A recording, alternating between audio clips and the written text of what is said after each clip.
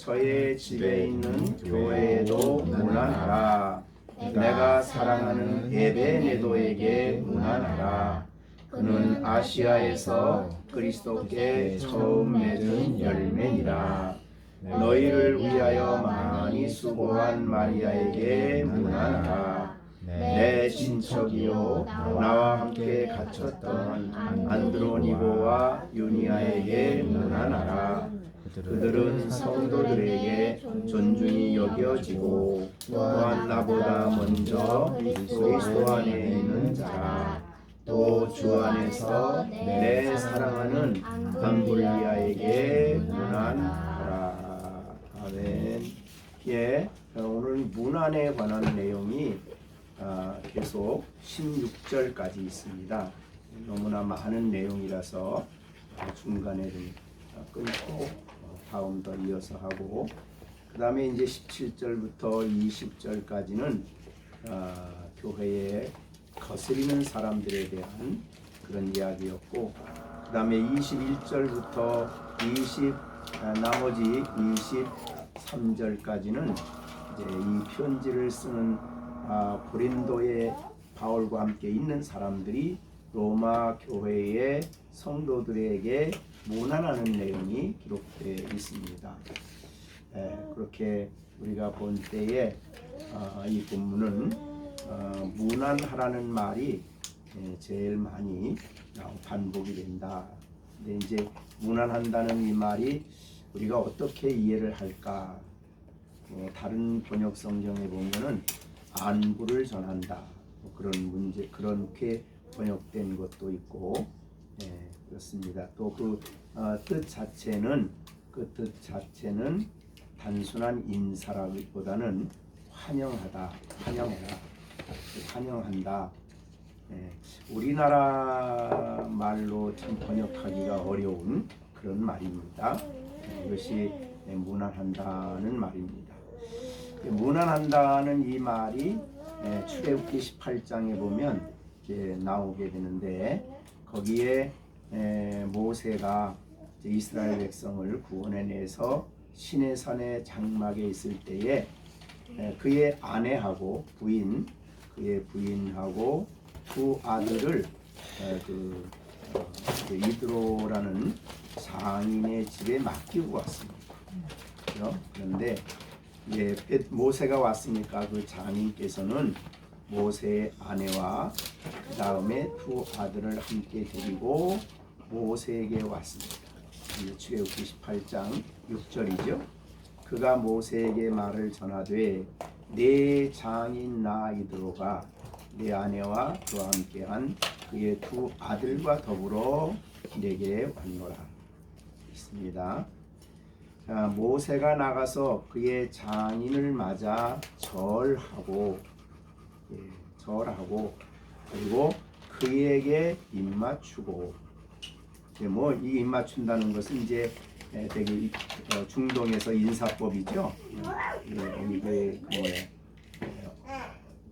돌을 이렇게 서로 맞대는 그런 수준이죠. 그렇게 하고 그들이 서로 문안하고, 여기에 문안이 나옵니다. 그러니까 절을 모세가 절하고, 그 다음에 입맞추고, 그 다음에 그들이 서로 문안했다. 그리고 함께 장막에 들어가서, 그리고 나서 모세가 하나님의 행하신 일을 다 그 장인에게 이야기하니까 장인이 정말 하나님께 그 애굽 사람의 손에서 구원하심을 기뻐했다. 이렇게 됐습니다. 이게 전체가 다 문안과 연관되어 있어서 단순히 한 단어로 우리나라 말로 표현하기가 좀 어려운 그런 단어다, 그렇게 볼 수 있습니다. 그러니까 그 굉장히 감정이 격하게 들어가 있는 그런 문안이죠.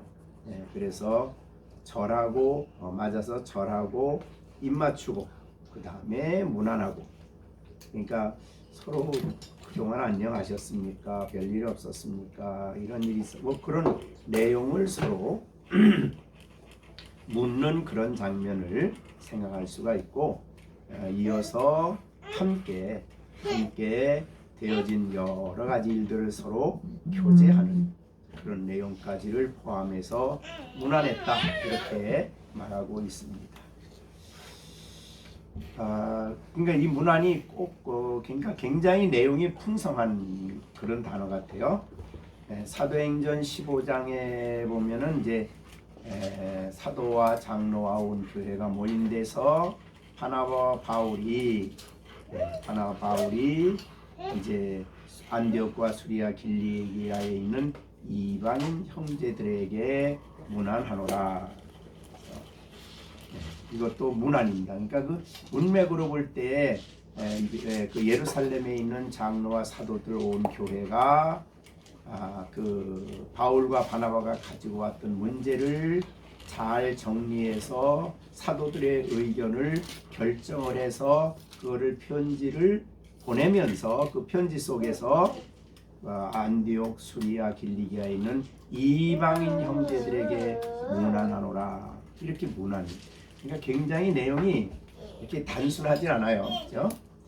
그 다음에 이제 사도행전 21장에 가 보면 바울 사도가 선교 여행을 마치고 예루살렘에 도착을 해서 예루살렘에 있는 사도들, 그 다음에 장로들 모여 있는 자리에서 사도행전 21장 18절입니다.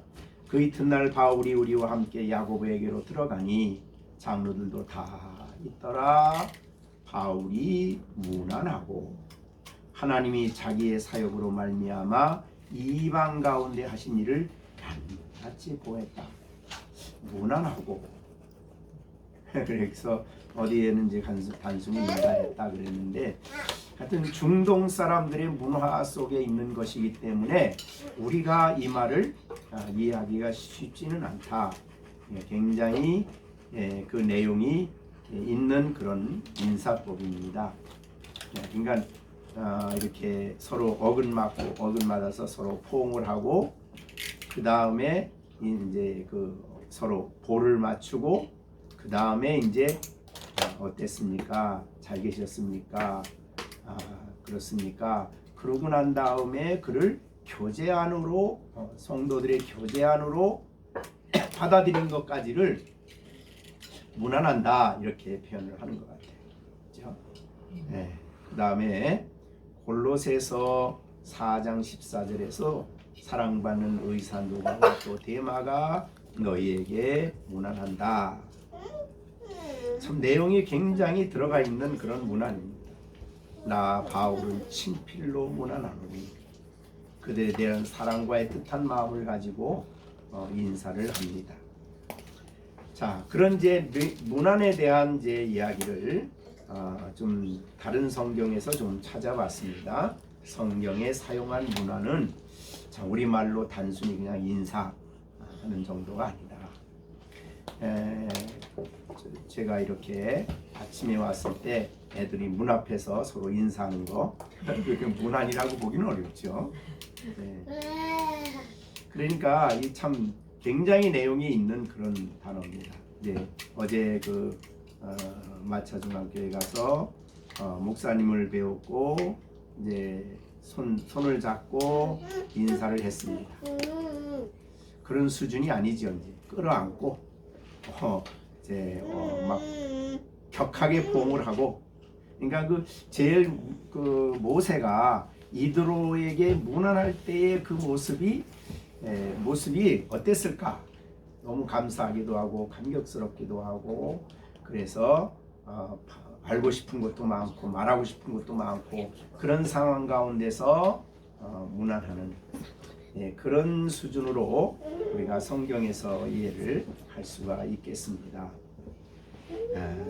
베드로전서 5장 14절에는 그래서 문안을 할 때에 너희는 사랑의 입맞춤으로 서로 문안하라, 이렇게 됐어요. 이는 입맞춤으로 문안이 돼요.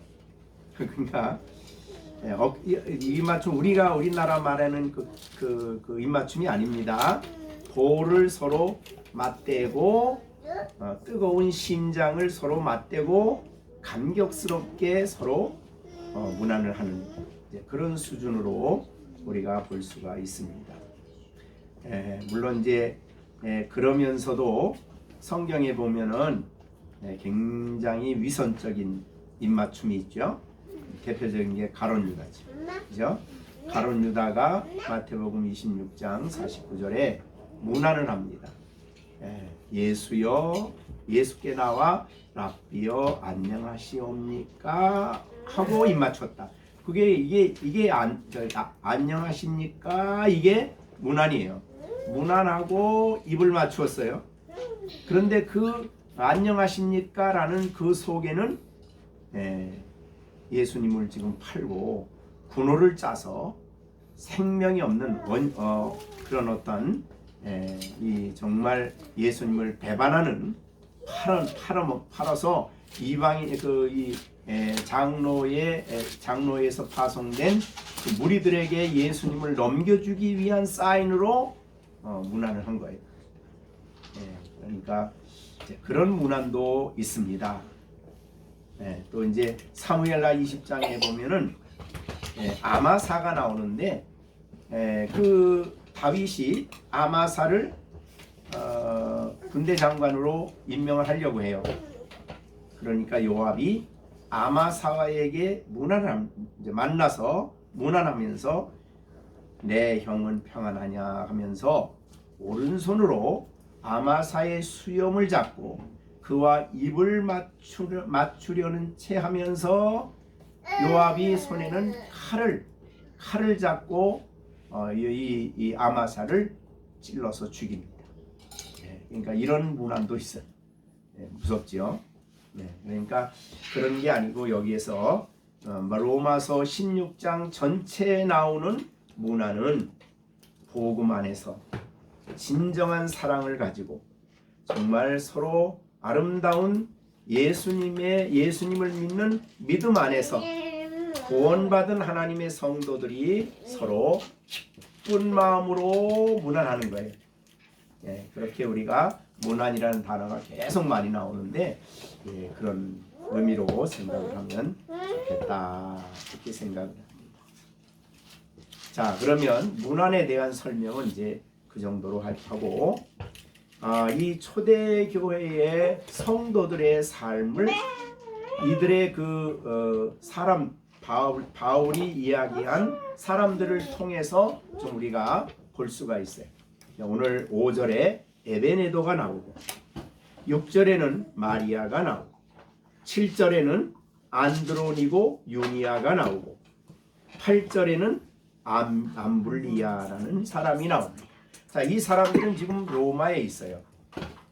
그런데 이제 로마에 있는데 바울 사도가 이 서신을 베베를 통해서 로마로 보내면 굉장한 일이죠. 그거는 하나님 말씀이 왔으니까. 그러니까 로마에 있는 교회 성도들이 모이겠죠. 얼마가 모일지 모르지만 어떻든 중요한 위치에 있는 교회 지도자들이 모일 겁니다. 그럼 모이면 그 자리에 바울이 썼다는 이 서신을 가지고 바울이 쓴 서신을 가지고 읽으려고 하는 그 로마의 지도자들이 모여있는, 로마의 모든 교회가 모인 건 아니에요. 지도자들이 모여있는 그 자리에 이제 로마서를 읽어야 되는데 그 소식을 듣고 로마와 바울 사도와 아주 친분이 있었던 사람들이 오겠죠. 그 오는 사람들에 대한 얘기가 지금 에베네도, 마리아이 쭉 16절까지 그런 사람들이에요. 그런 사람들이 이제 바울의 서신을 전달하는 그 자리에 올 겁니다. 그 자리에 오면 그 자리에 오는 사람들에게 바울 그 로마의 지도자들이 여러분에게 이분들이 오면은 이분들을 잘 문안해 달라. 그렇죠. 문안하라. 이런 말이죠. 그분들에게. 그러니까 그분을 환영하고 마치 모세가 이드로를 품에 안고 이드로를 기쁜 마음으로 문안하듯이 이렇게 기쁘고 감격스러운 마음으로 그리스도 안에 있는 그들을 문안하시오. 이런 말이 되겠습니다. 그래서 그러니까 여기에 이 로마서에 나오는 16절까지 나오는 사람들은 바울이 알고 있는 사람들. 그러니까 로마에 있지만은 바울이 그들을 알고 있었어요. 이게 어떻게 알고 있었을까? 로마에 한 번도 안 갔는데 그런 걸 보면 이분들은 로마에 가기 전에 바울이 아시아에서 복음을 전할 때 또는 다른 지역에서 복음을 전할 때에 바울과 아주 가까이 동역을 하고 하나님 나라 복음을 위해서 일했던 사람들이죠. 그런데 그들이 어떤 이유에선 지금 로마에 가 있어요. 그래서 이제 바울이 이 서신을 보내면서 그들의 이름을 하나하나 거론하면서 그들을 거론하면서 그들에게 로마 교회에게 문안해 달라고 얘기를 하는 거예요. 기쁨으로 마치 바울이 그들을 문안하듯이 그렇게 문안해 달라는 부탁을 명령법인데 명령을 한 것입니다. 그런데 거기에 그냥 길게 이렇게 그 바울 사도가 한꺼번에 여러분 오는 사람들을 다 문안하십시오. 그렇게 안 넘어갔다 이거지. 예? 한 사람 한 사람의 이름을 불러가면서 그 사람의 특징을 묘사하면서 그들을 문안하라는 명령을 하고 있어요. 뭐 다 기계적으로 그렇다고는 할 수는 없지만은 대개 우리 교회 열린샘 교회 그러면 뭐 지금 이렇게 숫자가 굉장히 적지요. 그러니까 이름을 금방 다 알지요. 다 알고. 그런데 그런 로마에 있는 그런 큰 지역에 여러 교회가 있었을 텐데 이제 그들을 한 번에 그냥 이렇게 교인 너희들에게 오는 사람 이렇게 말하지 않고 이름 하나하나를 부를 때마다 그 사람의 아름다운 신앙 삶의 모습을 표현하면서 그들을 문안하라고 얘기하는 것입니다.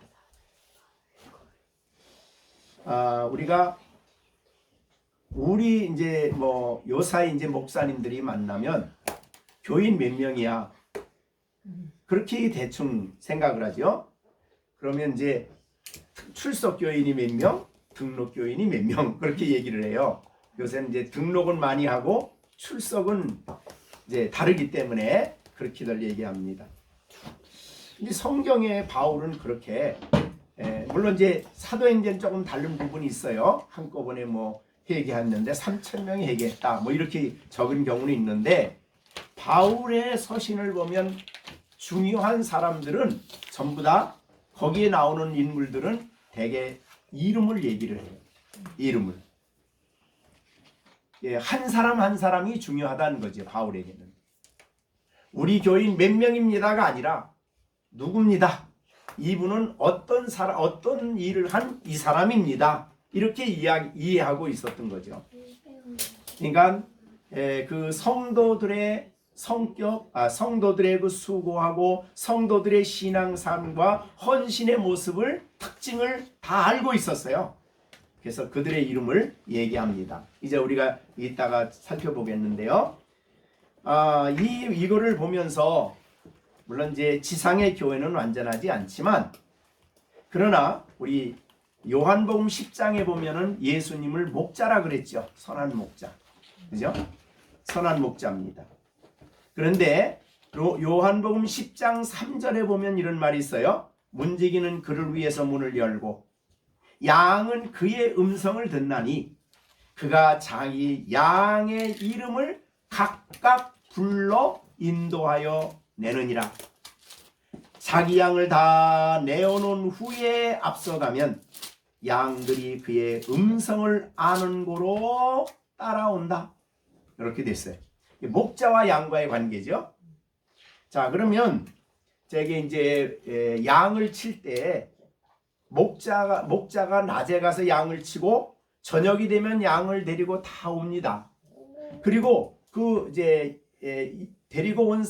양을 데리고 온 상태에서 그 양을 커다란 우리 속으로 다 몰아넣어요.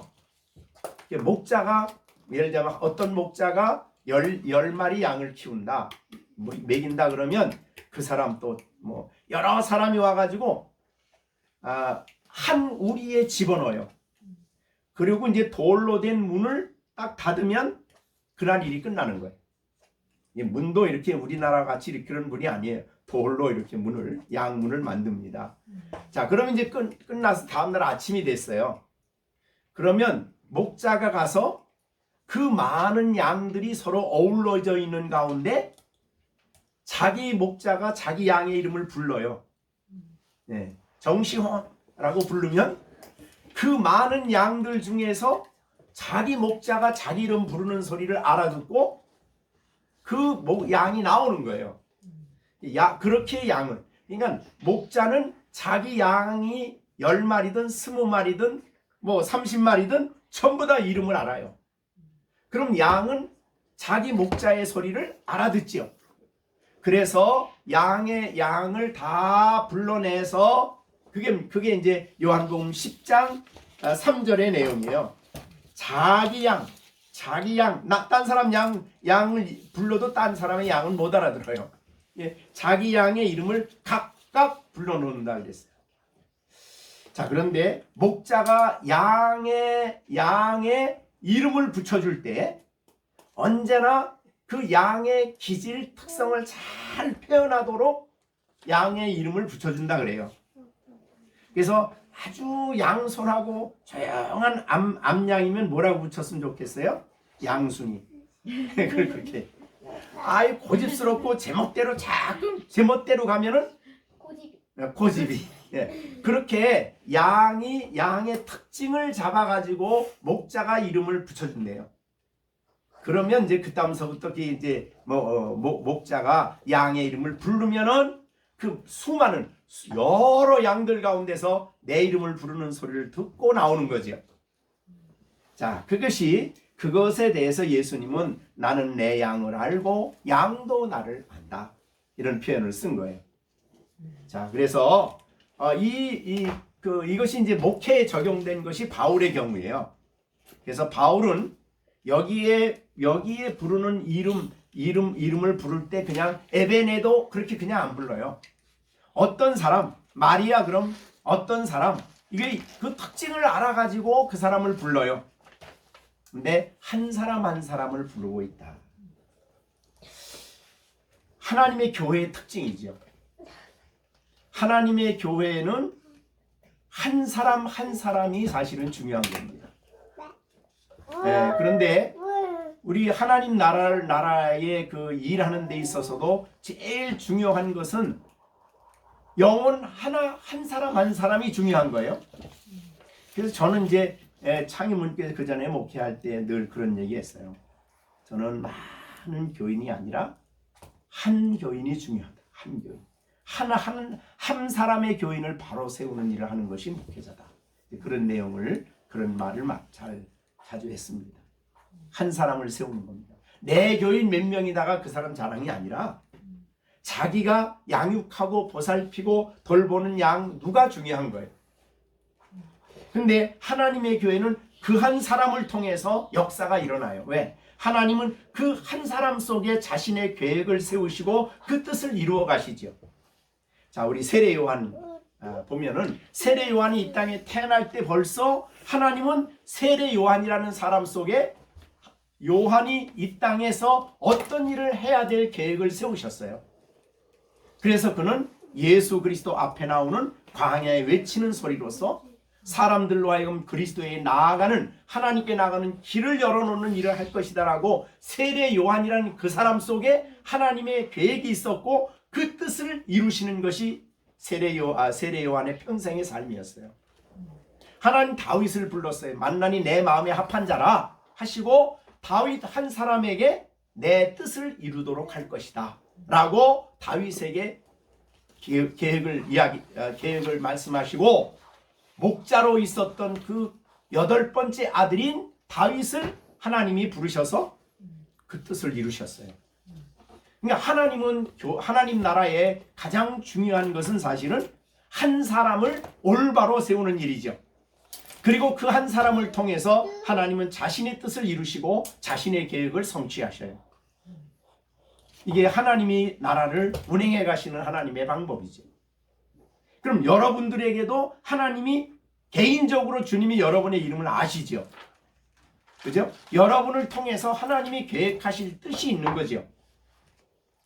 우리가 그것을 알고 그것을 이루며 살아가는 것이다. 그렇게 생각되어집니다. 성경에 보면 다 한 사람이죠. 아브라함 한 사람 때문에 수많은 사람들이 믿고 구원을 받는 일에 아브라함을 쓰셨죠.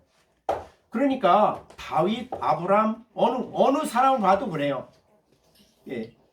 사실 이 인류의 역사도 보면 한 사람으로 말미암아 역사가 엄청난 혜택을 받죠.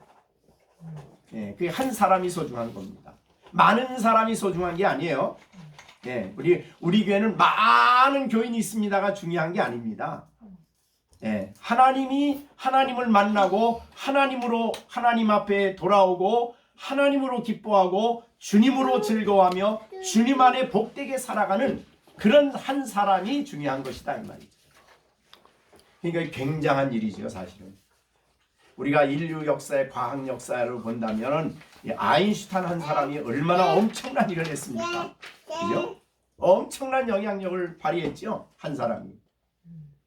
자, 그러니까 정시원 한 사람을 바로 세우면 정시원이라는 사람을 통해서 하나님이 하실 일이 엄청난 거죠.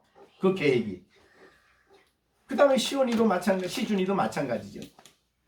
시준이의 앞날에 하나님이 그 한 사람에게 자신의 계획을 세우시고 그 뜻을 이루어 가시도록 하나님이 준비하시고 역사하시는 거죠.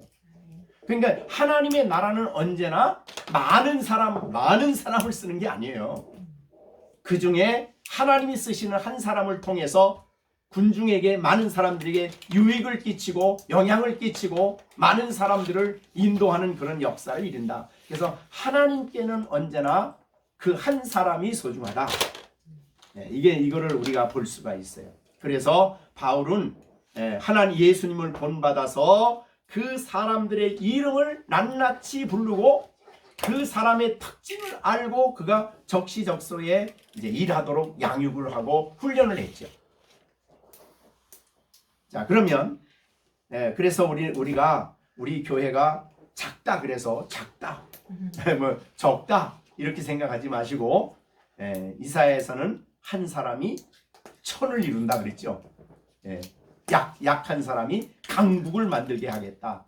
하나님이 그를 통해서 그러니까 하나님을 믿고 의지하는 하나님을 알고 체험하고 만난 그 한 사람을 사용해서 하나님은 그의 나라의 일을 이루어 가신다. 이렇게 보는 거죠. 자, 그러면 오늘 본문에 여러 특징들을 알고 있어요.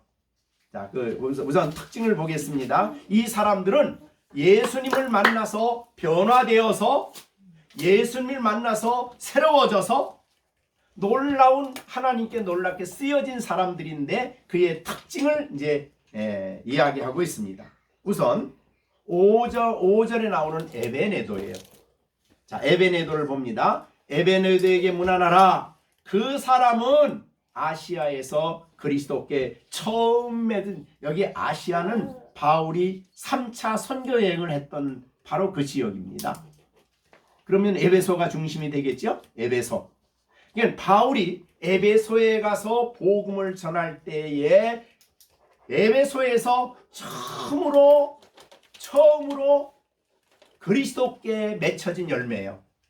그러니까 열매라는 우리가 이제 첫 열매라는 것은 성경적인 그런 개념이 있는 거죠. 첫 열매는 누구 것이에요? 성경에서 하나님의 것이죠. 첫 열매. 그러니까 바울이 에베소에 가서 복음을 전해서 많은 사람이 믿었지만 그 중에 그리스도께 첫 열매가 되어 헌신되어져서 쓰여졌던 사람, 그 사람이 바로 여기 에베네도예요. 그래서 바울 사도는 에베소에 가서 복음을 전할 때에 복음을 전하면서 바울은 에베소의 그 주역에 보면 이제 우리가 소아시아에 7교회가 나오잖아요. 그죠? 7교회, 계시록에. 그 교회를 전부 다 바울이 세운 게 아니에요.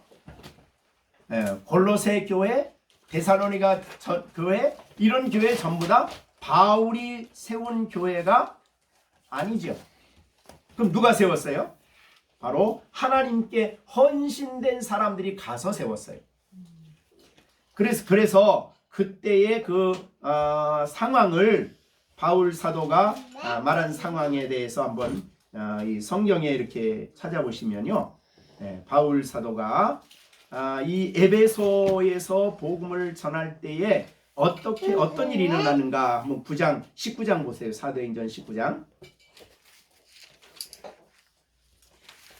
19장.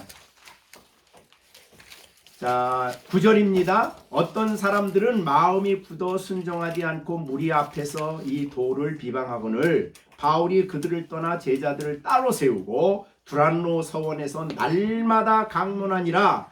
2해 동안 이같이 하니 10절 다 같이 한번 읽어봅니다. 아시아에 사는 자는 유대인이나 헬라인이나 다 아시아 전체가 다 하나님의 말씀을 들었어요. 그럼 바울이 아시아 전체를 돌아다닌 게 아니에요. 아까 말한 대로 에베네도와 같이 헌신된 사람들이 가서 다른 지역에 가서 복음을 전해서 아시아 전 지역이 바울 훈련받은 그 헌신자들을 통해서 복음을 듣게 되었다. 그런 내용이 되겠어요. 자, 에베네도가 그런 사람이에요. 근데 첫 번째로 헌신한 사람이에요. 이 사람이 뭐 어디에 갔는지 우리는 잘 모르겠어요. 그러나 어떠든 이가 첫 열매로 주님께 드려져서 복음을 위해서 쓰여진 사람입니다. 그래서 내가 특별히 이 에베네도를 사랑합니다. 헌신한 이 사람을 사랑한다는 거죠. 그게 에베네도예요. 바울이 잊을 수가 없죠. 그런데 이제 그 아시아에서 일을 하다가 어떤 동기가 돼서 에베네도가 지금 로마에 가 있어요. 거기 가서도 가만히 안 있죠. 복음을 전하겠죠. 그래서 그 사람이 로마 교회 지도자들이 모인 자리에 그가 올 텐데 오면은 그 사람에게 문안을 해 주십시오. 이런 말이죠. 그게 이제 5절에 에베네도에게 문안하라는 거예요. 문안하면은 인사만 하는 거 아니에요. 그 다음에 인사하고 난 다음에는 교제 속으로 받아들여서 그가 어떤 일을 했으며 어떻게 일했으며 어떤 상황이 있으며 이걸 전부 다 안부를 서로 묻게 되어 있어요. 그러니까 이 문안을 통해서 교제 속으로 들어와서 한 형제로서 서로 아름답게 교제가 이루어지고 그 가운데 하나님의 일이 드러나고 하나님께 영광이 드러나고 그렇게 되는 거죠. 그게 문안이에요. 우리가 이제 집사람이 이제 투석실에 가면은 이제 뭐 거기 장로님도 오고 뭐 여러 사람도 오고 뭐 간호사도 있고 그래요. 그러면 들어가면 좀 뭐 무조건 저는 이제 인사를 하죠. 안녕하셨습니까? 이건 문안이 아니죠. 문안이 아니에요. 문안이라는 것은 그 사람을 교제 속으로 받아들여서 상황을 알고 내 것을 알려주고 아름답게 진리 안에서 교제하는 거예요. 자, 그럼 문안의 의미가 이제 그런 의미다 이렇게 보시면 되겠어요. 자, 에베네도에게 문안하라. 그는 아시아에서 그리스도께 처음 익은 열매요. 그래서 로마에 와서 일을 하다가 바울 사도가 서신을 보냈다는 얘기를 듣고 로마의 지도자들이 모여 있는 가운데 이 에베네도가 들어갔어. 그랬더니 누구야 너? 뭐하러 여기 왔어?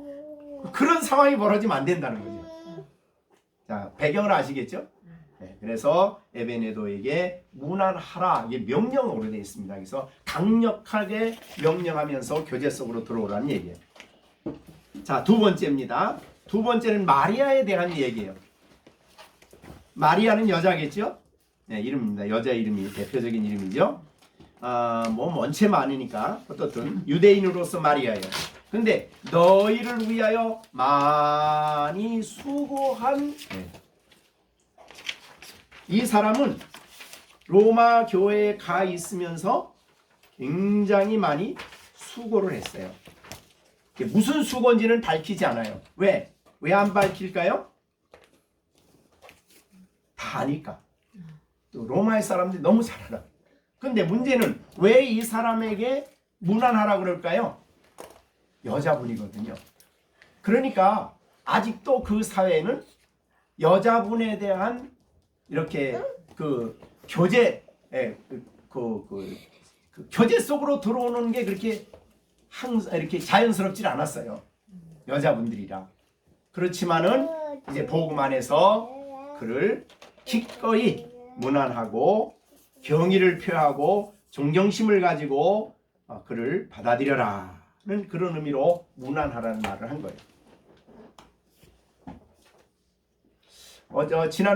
지난주에 우리 성경 아브라함 장막 학교 했죠? 시온이가 목사님한테 무슨 질문했어요? 그 생각이 나더라고. 모르겠어요? 예, 내가 얘기하면 알릴 거야 아마. 예수님하고 제자들이 열심히 일했는데 어떻게 먹으면서 어떻게 지냈어요? 그걸 물어보더라고. 자, 근데 누가복음 8장에 보면 그게 있어요. 1절부터 3절까지.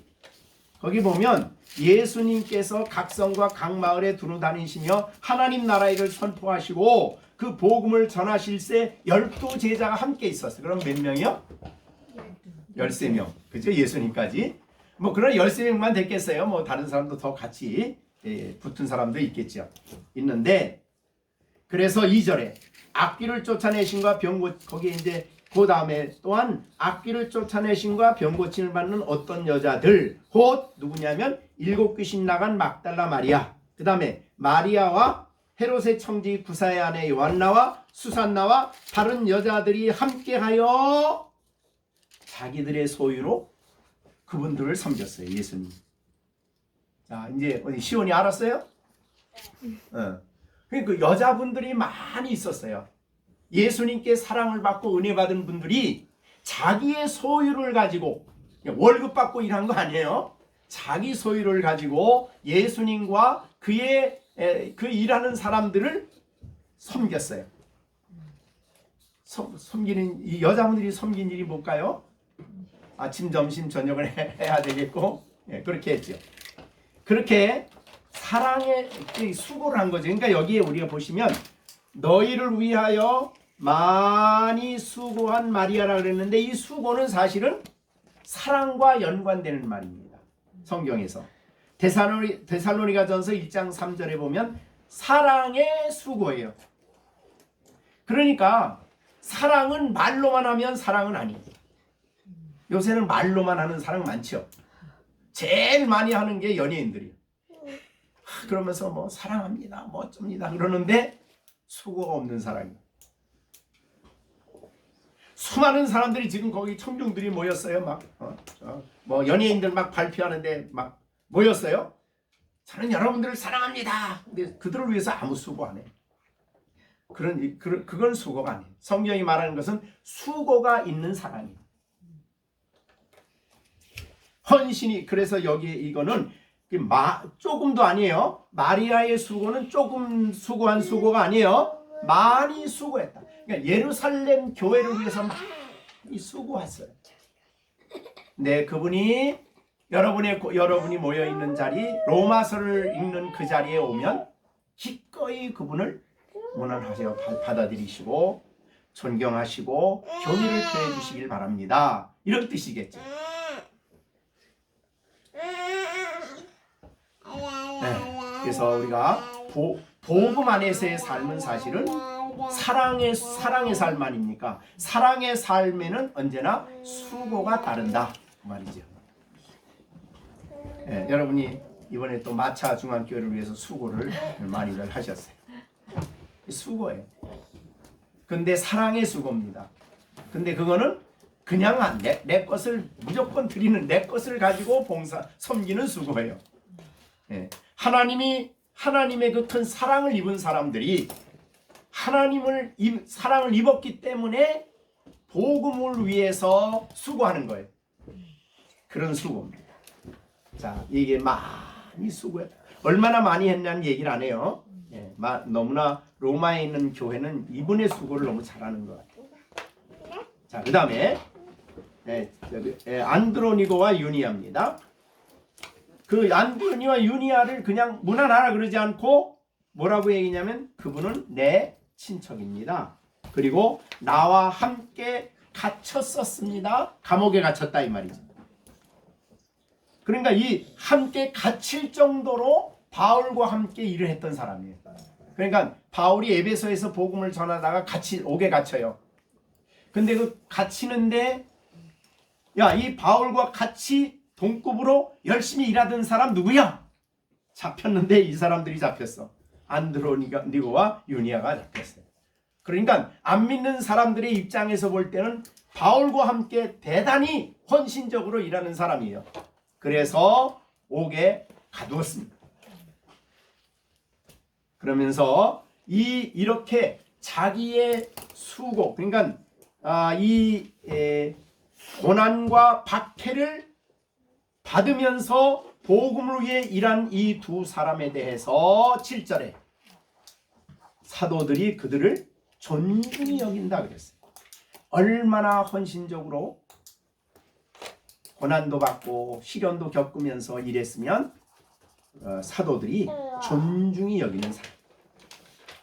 바울이 복음 전하면서 받은 고난은 말로 할 수 없지요. 고린도후서 11장 23절에 보면 그들이 그리스도의 일꾼이냐 정신없는 말을 하거니와 나는 더욱 그러하도다. 내가 수고를 넘치도록 하고 옥에 갇히기도 더 많이 하고 매도 수없이 맞고 여러 번 죽을 뻔하였다. 이제 바울이 이렇게 그리스도를 위해서 목숨을 아까워하지 않고 일하는 이 바울을 존경하듯이 바울과 함께 일했던 안드로니고와 유니아도 그의 헌신적인 삶을 보고 사도들이 존중히 여기는 사람이에요. 그런데 이 사람은 나보다 먼저 그리스도 안에 있다. 바울보다 먼저 예수 믿었던 사람이에요. 그럼 언제 바울은 다메섹으로 가다 예수 믿었잖아요. 그러니까 그보다 먼저. 그럼 언제 믿었어요? 아마도 오순절 성령이 임할 때에 베드로 사도가 설교할 때 그때 그 말씀을 듣고 회심하고 주께로 돌아와서 3,000명이 돌아오는 그 자리에 있었고 그들이 예루살렘에서 오랫동안 스데반의 순교가 있을 때까지 훈련받았어요. 그리고 훈련받은 그들이 스데반의 순교로 인해서 예루살렘 교회에 박해가 일어나니까 사도들 외에 이 사람들은 전부 다 흩어지죠. 그죠? 자, 이게 이제 우리가 사도행전에 나오는 그 스데반으로 인한 큰 박해지요. 자, 한번 보세요. 박해가 얼마나 심각했는가. 사도행전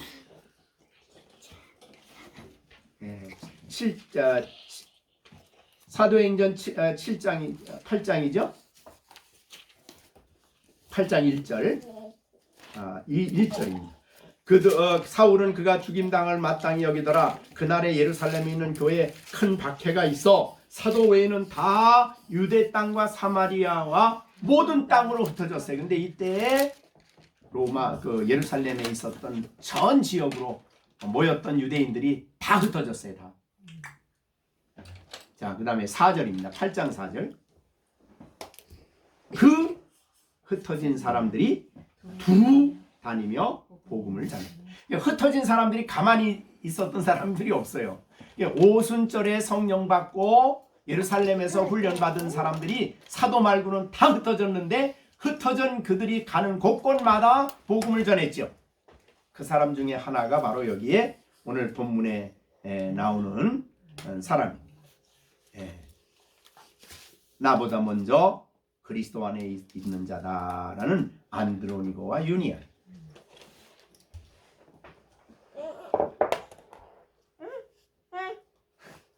그러니까 이제 이따 요거 연결되면은 하여튼 초대 교회는요 믿는 교회 공동체 안으로 들어온다는 것은 바로 박해하고 연결이 항상 되어 있었어요. 어디에서나 예루살렘에서는 말할 것도 없고 다른 로마가 통치하는 지역에서도 교회 안에 교회 공동체로 세례받고 그리스도인이 된다라는 것은 곧 박해와 관련이 돼요. 그러니까 거듭나서 정말 예수님 살아계시고 주님이 정말 믿고 정말 거듭난 성도 하나님을 정말 만나고 예수 그리스도를 내 구주로 영접한 이 참된 신앙인이 아니면 초대교회는 교회 안에 들어올 수가 없어요. 왜? 박해가 있었으니까. 형식적으로 들어올 수가 없었어요. 자, 그 다음에 이제 7번입니다. 8절. 먼저 8번에는 이제 암비볼리. 암블리아 참. 암블리아인데, 암블리아는 성경의 다른 데서 이렇게 잘 알려지지 않은 사람들이 이 로마서에 많이 나오는데, 이 암블리아라는 이름 자체가 노예라고 했어요. 노예. 노예 신분. 그러니까 로마에서 노예 그러면 최하위 계급에 있습니다. 그러니까 사람 취급도 못 받는 사람들이 노예예요. 근데 그 사람들이 예수를 믿으면 어떤 상황이 벌어지느냐? 교회 일원이 되죠. 근데 교회 일원이 되는데, 교회 일원이 되면서도 왜? 모두가 다 하나님 안에 같은 형제요 뭐 이러는데도 그 관습을 벗어난다는 게 쉬운 일이 아니에요. 금방. 그래서 우리나라 저 전라도 어디 제가 어딘가 뭐 익산 그쪽에 가보면 옛날에 있었던 교회가 있었어요. 지금도 있어 그 예배당이. 근데 그 예배당을 가보면 예배당이 이렇게 기역자로 돼 있어요. 기역자. 그죠? 그래서 중앙에 강단이 있고 이쪽에는 남자, 이쪽에는 여자. 그렇게 교회 예배당을 지었어요. 또 예배당을 그렇게 못 짓는 데는 중간에 천을 쳐가지고 이쪽은 남자, 이쪽은 여자. 그렇게 만들었어요. 그러니까 초대교회에 복음이 우리 한국에 들어와서 복음을 전했는데 그리스도 안에 형제라는 것을 알면서도 그 관습을 금방 깨기가 어려운 거죠.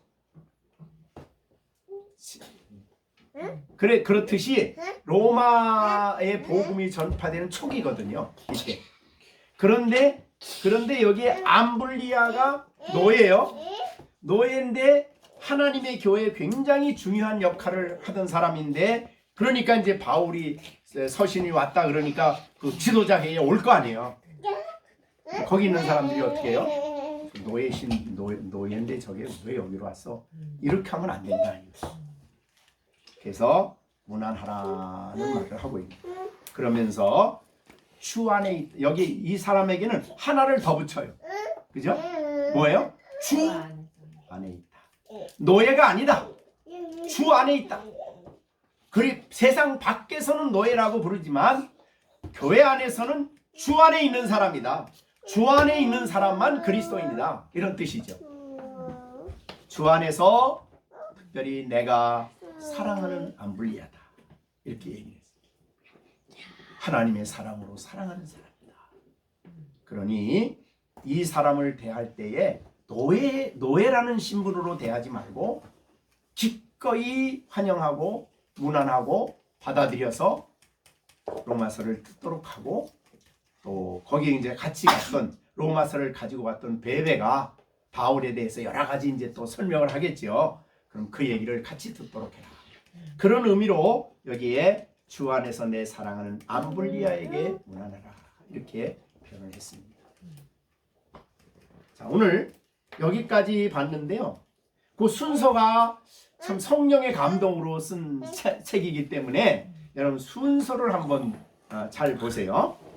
야, 여기에 에베네도요. 에베네도는 처음이라는 말을 썼어요. 그러니까 예수 그리스도를 믿고 처음으로 하나님께 헌신되어진 사람이에요. 그럼 헌신된 사람 그 두 번째. 그러니까 이게 그다음에 두 번째는 마리아는 사랑의 수고를 많이 한 사람이에요. 세 번째 안드로니가 유니아는 나와 함께 옥에 갇혔던 사람이에요. 그 다음에 네 번째 사람 암블리아죠.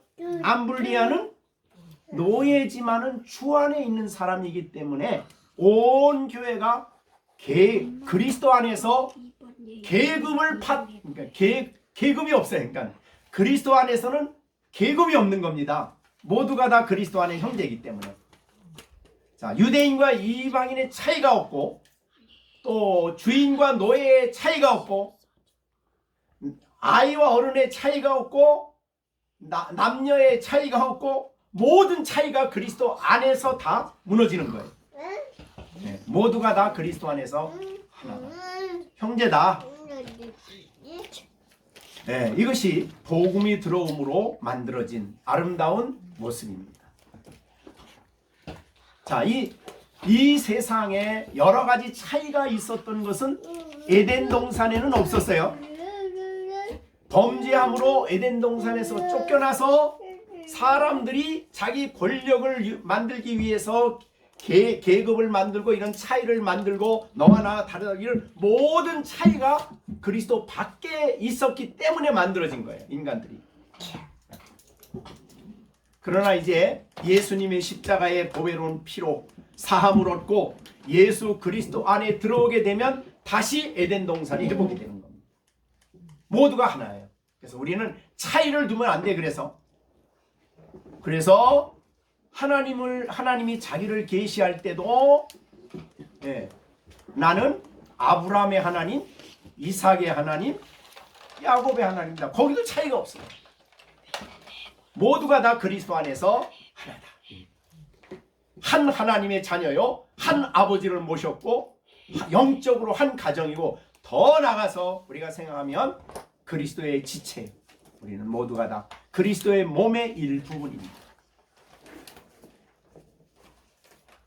자, 그래서 우리 몸에 우리가 이제 고린도전서에서 12장에서 자주 나오는 말이죠, 이게. 자, 우리 몸에 덜 중요하고 더 중요한 그런 차이가 또 있어요? 자, 이제부터 여러분이 야, 이거 쓸개 아니 뭐 쓸개 이거 뭐 필요 없으니까 떼어버리자. 요새 쓸개 띈 사람도 많이 있긴 있지만 어떤 사람들 야, 이거 간 보이지도 않는 거 떼어버려. 그러면 이게 난리 나는 겁니다. 그죠? 자, 우리 몸에 어느 기관도 필요 없는 거 없어요. 하나님이 다 필요가 있어 만든 거예요. 물론 병이 들어서 무능해진 기관이 있을 수 있지만 사실 건강한 사람이라면 모든 기관이 다 자기 역할을 하는 거예요. 다 중요한 거예요. 이것이 교회의 머리가 되시는 예수 그리스도에게 속한 우리 모든 성도들은 하나님 앞에서 다 그렇게 서로 귀하게 여겨야 돼요. 너 없으면 내가 못 산다 그렇게 여겨야 돼요. 그렇지 않습니까? 여러분, 입이 야, 나 없으면 아무도 못 먹어 그러고 다른 거 무시해 보십시오. 먹었다고 소화 안 시키면 어떻게 돼요? 입으로 집어넣었다고 위가 소화 안 시켜주면 어떻게 돼요? 장이 양분을 흡수 안 하면 어떻게 됩니까? 이게 다 모든 몸의 기능이 전부 다 서로 유기적으로 아름다운 관계 속에 있듯이 교회가 그리스도의 몸된 교회가 그런 원리예요. 그래서 오히려 더 작고 보잘것없는 것을 하나님이 약한 것들을 더 보호해 주셨다 그랬어요. 간이 배 밖으로 나왔다 그러면 어떨까요? 입만 조금만 하면 뭐 그냥 상처나고 그냥 다 그럴 거 아니에요. 그래서 속에다 숨겨 놓으신 거예요. 그러니까 약하고 볼품없는 거를 더 하나님이 우리를 만드실 때에 잘 숨겨 놓으신 거죠. 그러니까 서로 너는 볼품없다, 너는 필요 없다, 너는 내 역할이 중요한 게 아니다, 내 역할만 중요하다. 그거는 그리스도 안에서는 안 된다는 거예요. 자, 우리가 이 순서를 생각해 보십시오. 제가 이 말씀 묵상하다가 순서를 좀 생각해 봤습니다. 우선 에베네도를 생각해 보십시오. 처음 믿어서 처음 헌신한 사람. 자, 헌신한 사람도 있어야 되지만 그 다음에 많이 수고하는 사람들이 있어야 돼요. 그렇죠? 그리고 복음을 위해서 기꺼이 목숨을 아까워하지 않고 고난의 길을 걸어가는 사람도 있어요. 그 다음에 주 안에서 이렇게 정말 암블리아와 같이 그렇게 예수 안에서 살아가면서 정말 참 신분의 계급의 차이 없이 하나님의 교회에서 헌신적으로 일하는 이런 사람들이 있어요. 이게 어느 하나가 떼놓을 수가 없어요. 예, 우리 교회는 이런 사람들이 서로 연결되어서 주의 일을 하는 것입니다. 그러니까 여러분들 뭐 멀리 선교사들이 일한다, 나하고 떼놓은 관계가 아니에요. 예? 미사리 교회에서 일한다, 그거 우리하고 아무 관계 없는 상황이 아니에요. 머리 대신 그리스도와 서로 우리 연결되어서 그곳에서 일하고 그곳에서 또 복음을 위해서 일함으로써 하나님의 그 교회가 자기 역할을 감당해 나가는 거죠. 자, 우리 여기 계신 우리 분들도 모두가 다 에베네도와 같이 하나님께 헌신된 드려진 사람들이고, 많이 수고하는 사람들이고, 고난이 어려움이 좀 와도 힘들어도 기꺼이 복음을 위해서 하나님을 섬기는데 갇혔던 이와 같이 어려움과 고난이 와도 기꺼이 그 길을 가는 사람들이에요. 그래서 주 안에서 이렇게 정말 하나됨을 유지하면서 주의 나라를 위해서 일하는 사람들이다, 그렇게 여겨집니다. 자, 우리가 예수님이 팔복을 얘기할 때에 마지막 복이 뭐죠? 의를 위해서 핍박을 받는 사람들이, 박해를 받는 사람들이 복이 있다. 이 8번째 복이에요. 박해 있는 사람들이 복이 있대. 복음을 위해서. 천국이 그의 것임이라. 그래서 나로 말미암아 너희가 욕을 먹고 박해를 받고 또 악한 말을 듣고 막 그럴 때 오히려 하늘에서 복이 있다, 이렇게 생각하라는 거예요. 내가 왜 욕을 먹어? 그러지 말고, 내가 왜 이런 욕을 먹으며 교회 일을 해? 이렇게 생각하지 말고, 욕을 먹는 자들이 복이 있다, 이렇게 생각하라는 거예요. 이게 8번째 복이죠. 기뻐하고 즐거워하라, 하늘에서 너희 상이 크다. 왜냐하면 너희 전에 있었던 선지자들도 이같이 박해를 받았느니라. 우리는 하나님 나라에 들어가려면 많은 환난을 겪어야 된다고 말씀하십니다. 자, 이제 본문 설명은 이제 그만큼 하고 이제 메시지를 간단히 적용을 간단히 우리가 생각해 보면, 우리가 서로 문안을 하자. 그래서 그냥 형식적인 인사가 아니라 정말 뜨겁게 서로 사랑하고 관심을 갖고 그분의 안부에 대해서 좀 알려고 하고 또 알려주고, 서로 그런 아름다운 문안이 있는 교제, 문안이 있는 교회, 형식적인 문안이 아닌, 큰 교회는 어쩔 수 없이 그럴 수밖에 없어요. 그러나 가정교회는 안 그렇습니다. 가정교회는 서로 알고, 내일같이 아파하고, 내일같이 힘들 때 내가 같이 힘들어하고, 슬퍼할 때 내가 같이 슬퍼하고, 기쁠 때 내가 같이 기뻐하고, 그게 가정교회의 특징이죠. 문안입니다. 문안. 두 번째 우리에게 주시는 메시지는 한 사람이 소중하다. 한 사람을 바로 세우는 일이 하나님의 교회의 중요한 부분입니다. 그래서 바울 사도는 이제 그거를 에베소에 가서 제자 훈련을 한 거죠. 그래서 한 사람 한 사람을 하나님이 세우시고, 한 사람을 통해서, 그래서 흔히 그런 말합니다.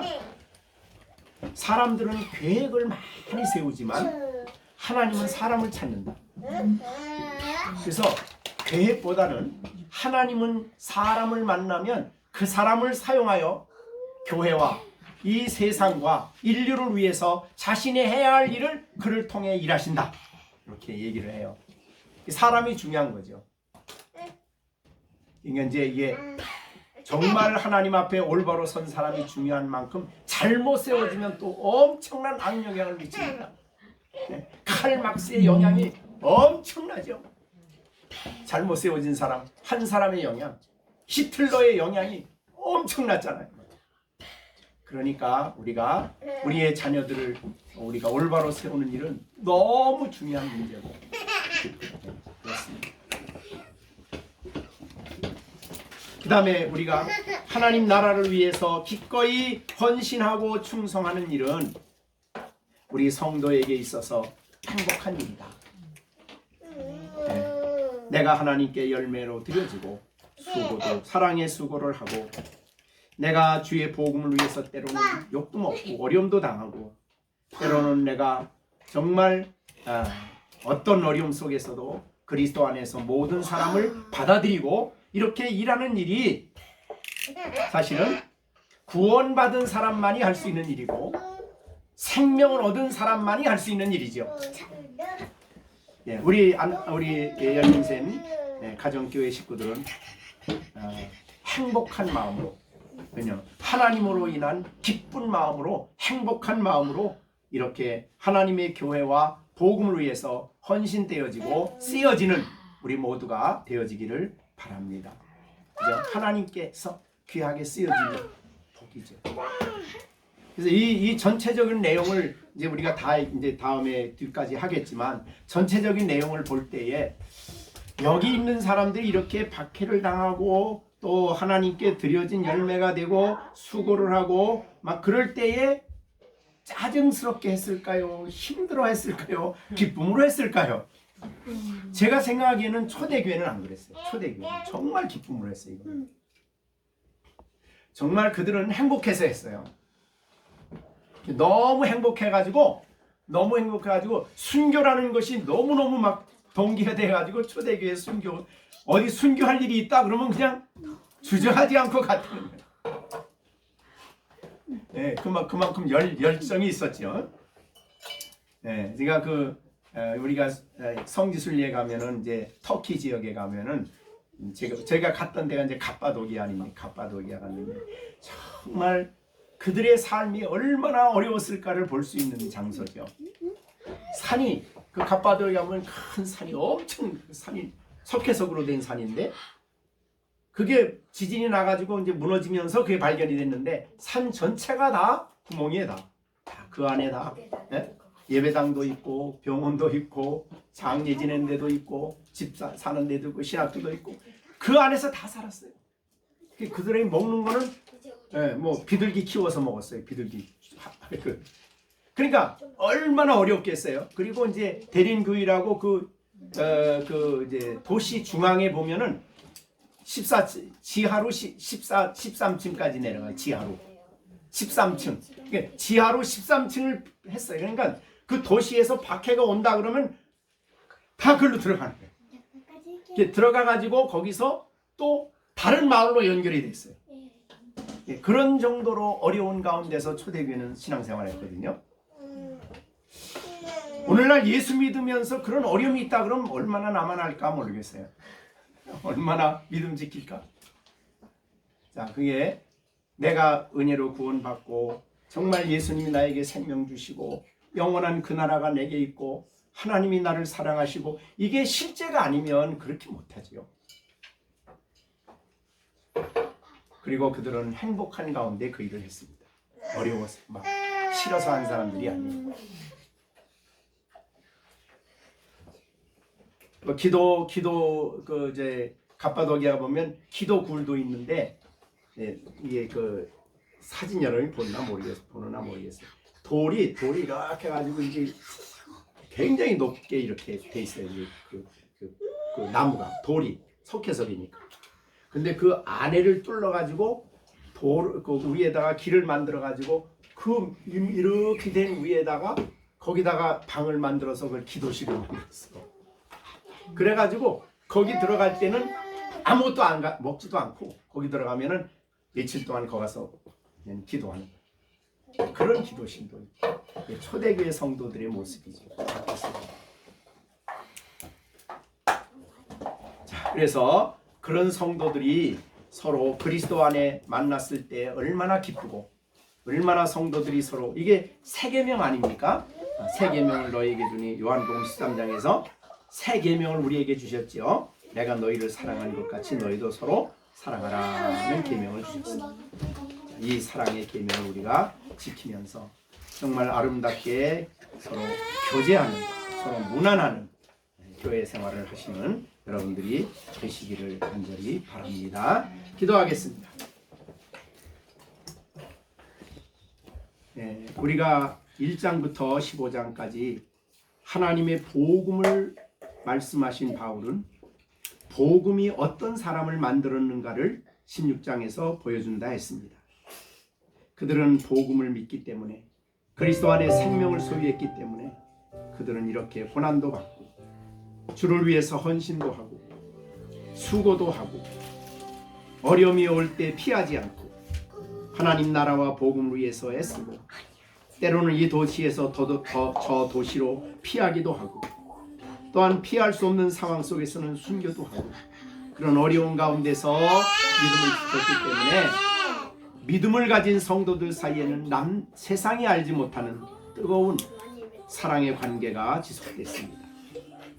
하나님, 우리도 이 땅에서 예수 그리스도를 구주로 믿고 생명을 소유한 우리가 하나님의 거룩한 복음과 주의 나라를 위해서 우리가 헌신하고 수고하고 충성하고 섬기는 일에 힘쓰는 우리 모두가 될 수 있도록 하나님 우리 안에 성령으로 역사해 주셔서 기쁨으로 섬기게 하시고 기쁨으로 수고하게 하시고 기쁨으로 주의 일에 충성할 수 있는 우리가 될 수 있게 해달라고 다 같이 우리 함께 기도하는 시간을 갖겠습니다. 다 같이 잠시 기도하겠습니다. 그리고 우리 교회에서 자라는 아이들이 정말 하나님이 쓰실 수 있는 하나님이 쓰시는 귀한 아이들로 성장해 하나님 나라를 위해서 이 세계의 인류를 위해서 귀하게 쓰여지는 아이들로 하나님 키워달라고 다 같이 우리 합심해서 기도하는 시간을 갖겠습니다. 기도하겠습니다.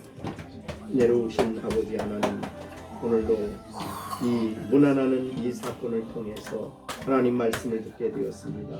정말 초대교회 성도들은 우리가 생각할 수 없는 어려움 속에서 믿음을 지키고 하나님을 섬기며 성도들 사이에 무난하며 성도들 사이에 하나님의 향하신 일을 서로 나누며 아름답게 신앙생활을 했는데 아버지여, 우리 열린선교회 모든 식구들 아름다운 믿음의 생활할 수 있게 하여 주시고 주님을 사랑하고 섬기는 삶을 살게 해주시고 아버지 하나님, 이들이 정말 복음을 소유한 사람들로서 하나님의 나라와 복음을 기뻐하며 행복한 가운데 주의 나라를 위해서 헌신하는 믿음의 사람들이 될 수 있도록 역사하여 주시옵소서. 아버지 하나님이여, 자라는 우리 아버지 정말 시온이, 시준이, 또 시완이, 그리고 우리 아버지 하나님 수영이를 기억해 주시고 하나님이 이 세계 속에서 하나님이 쓰실 수 있는 그한 사람으로 키워주셔서 하나님의 영광을 위해서 쓰여질 수 있도록 주여 저들을 아름답게 하나님의 사람들로 양육하는 이 협력자가 우리 교회에서 하여 주시옵소서. 하나님 아버지, 장차 이들을 통해 하나님의 뜻이 이루어지게 하시고 하나님의 영광이 이들을 통해 드러날 수 있도록 은혜를 베풀어 주시옵소서. 우리가 여러 가지 힘들고 어려운 일이 있다고 하더라도 낙심하지 않고 좌절하지 않고 어려울 때 함께 어려움을 나누며 슬플 때 슬픔을 나누며 고통스러울 때 고통을 함께 느끼며 신앙생활할 수 있는 열린샘교회 가정교회 식구들이 되게 하여 주시옵소서. 모든 말씀을 예수님의 이름으로 기도하옵나이다. 아멘. 이제는 우리 주 예수 그리스도의 은혜와 하나님 아버지의 넓고 크신 사랑과 성령의 교통하시며 지혜 주시며 힘과 능력을 주시니 주의 말씀을 받은 열린샘교회 모든 성도들, 특별히 자라는 다음 세대 우리 어린 심령들 가운데 이제로부터 영원토록 함께 계실지어다. 아멘.